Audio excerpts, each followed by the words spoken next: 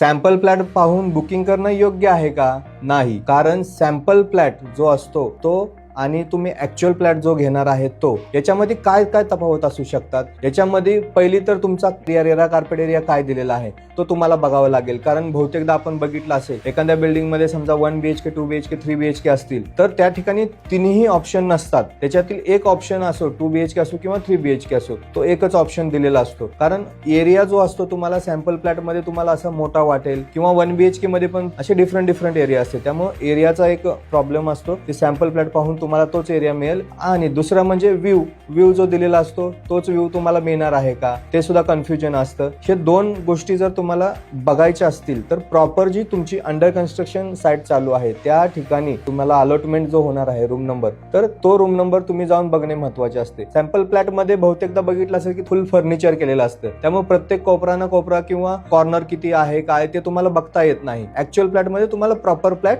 दिसून येतो. त्यामुळे सॅम्पल प्लॅट बघण्यापेक्षा तुम्ही ऍक्च्युअल प्लॅट किंवा तुमचा प्लॅन नुसार किती एरिया येतोय ते तपासणे खूप गरजेचे आहे.